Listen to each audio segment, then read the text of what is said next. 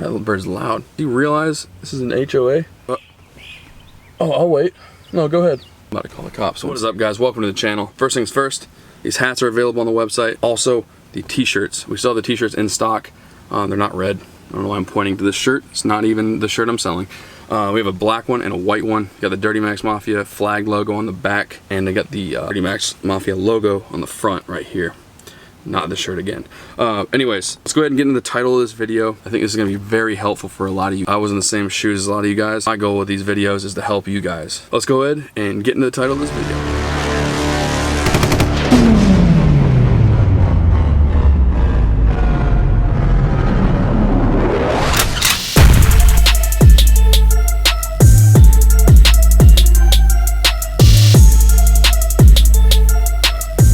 Start out with a few things that went wrong with this truck because of the factory parts that are known to fail, and number one being the Y bridge. You guys seen I did a full Y bridge kit on this truck, as well as a 68mm turbo, which is right here.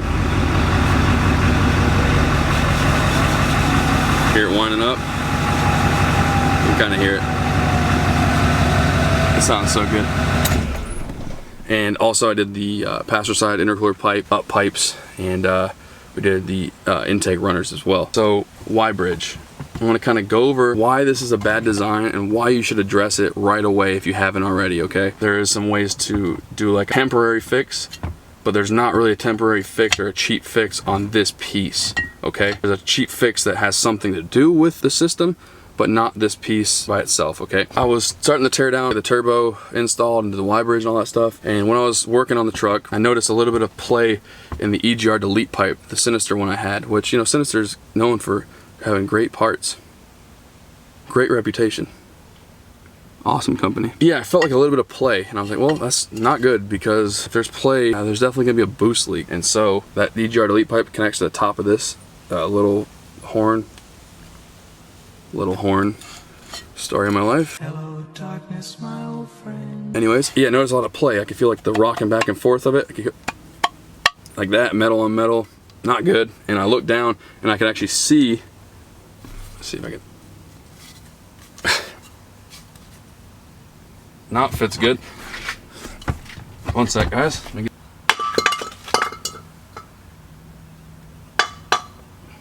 One eternity later.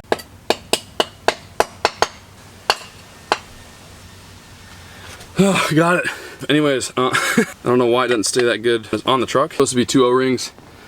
There's only one. There was only one when I checked it on the truck. So there's a lot of play right here, which a lot of play means ought to be a boost leak somewhere. There's no way anything good happens with a 2 O-ring design. There's no form of locking that in place. It just sits there. There's no telling how long I've been driving around this truck with a boost leak. I'm man enough to admit it.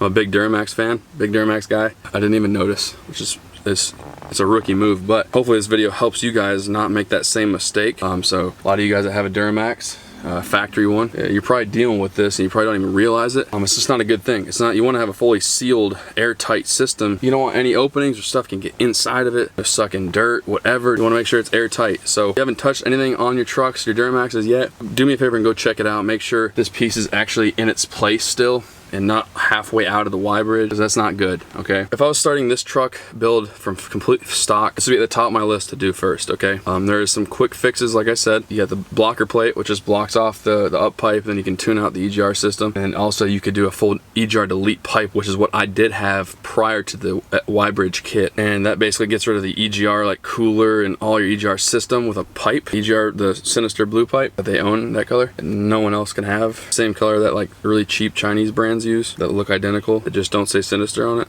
Anyways, getting a new Y bridge kit, essentially eliminating the ability of this stuff to have a boost leak right there at that point. Horn to the Y bridge, that's the biggest issue with this, okay? The way a lot of these companies fix that and make their own Y bridge kits is either they have a 2-piece design or a full 1-piece like welded design. Of course, the welded design is self-explanatory. All 1 piece, it looks like this. It's all 1 piece. So it's welded right here. There's no way it can ever come off, which is, you know, sounds like it's impossible to fail, which probably is.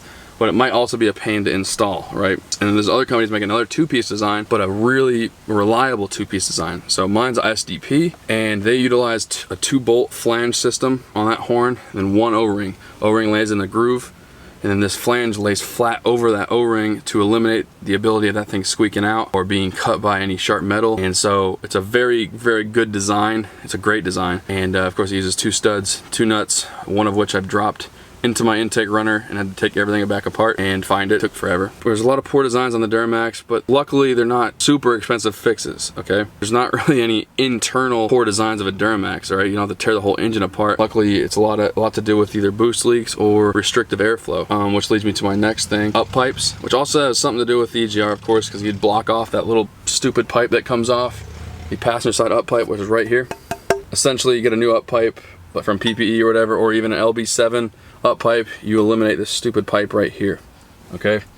And I'll be doing a video on the install of that and everything like that as well. So, but yeah, these EGR delete kits, we'll use a blocker plate on this piece, block off any flow to here. Just more of a temporary fix with that stuff. Do it the right way first. In the long run, you're gonna do it anyways, okay? Thank me later, the engine will thank you later. I know this video is not gonna be all about the Duramax's flaws. Since a lot of these things are kind of linked to each other, we're gonna go ahead and go over them. So this video is a kind of an all-in-one video. I'm gonna get off topic real quick. The motorhome, my parents, in the straight pipe here shortly, and it's got something to do with what we're talking about right now too. I'm gonna be doing a few things to that thing to help out the performance. Maybe we'll do a little bit of engine work on that thing as well. It's a 10.8 liter Cummins. It's an ISM Cummins, 500 Cummins. It's a monster, but that thing's got a stupid EGR system on it too. People ask me how my truck sounds like it does. These are the questions I ask them when they ask me those questions, okay?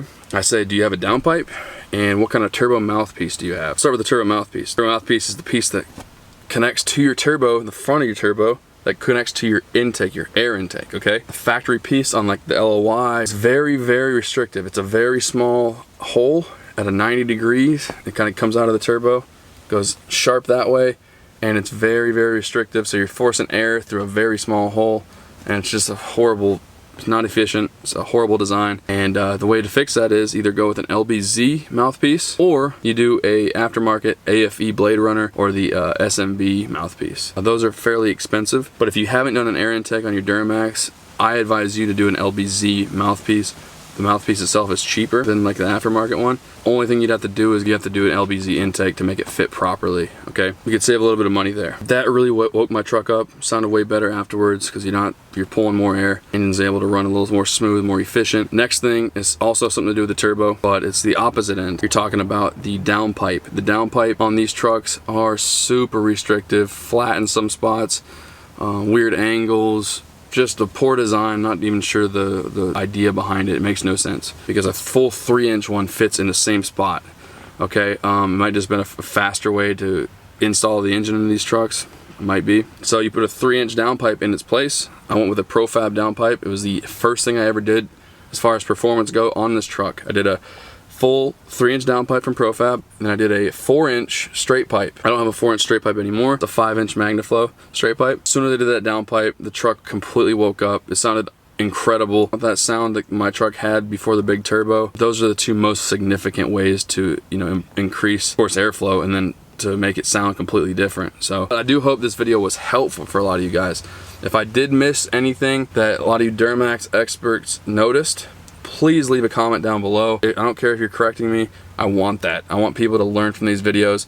I'm not an expert, but I do know quite a bit now after owning this truck for almost 9 years now, 10 years. And so I've learned quite a bit. Jesus. That little bird's loud.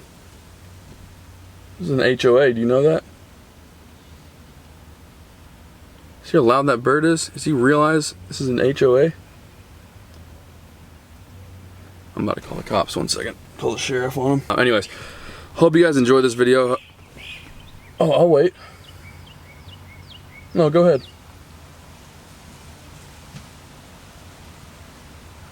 Okay.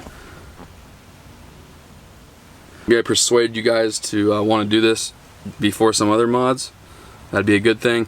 I know it's not as, like I said, it's not as cool as wheels, tires, lift kit, stuff like that, light bars, stuff like that, but trust me, it makes more sense. It's better for your engine. If you want to keep these trucks running longer, this is a key part to doing so. So I highly recommend it. But yeah, I hope you guys enjoy this video. If you are new to the channel and you like Duramax stuff or Cummins or whatever, and by the way, we're doing a side-by-side decibel test between the Duramax and the Cummins here shortly. Place your bets down below on what's louder, what's going to be louder. We're going to do 3,000 RPMs, and then we're going to do, like, of course, an idle My guess is this is going to be louder at idle. I think this might be louder at 3,000 RPMs due to the new turbo. So we're doing the motorhome straight pipe. I think in the next video I'm doing my best to be able to make that happen. I'm waiting on one more part to get here to do that, and it's going to be awesome. I think that's going to be loud. We'll do this versus the Duramax, the 12 valve versus the Duramax versus the motorhome. It's louder test, and I think that'd be a pretty cool, pretty interesting competition. So thank you guys so much for watching. I really do appreciate all you guys' support, and we'll see you guys next time.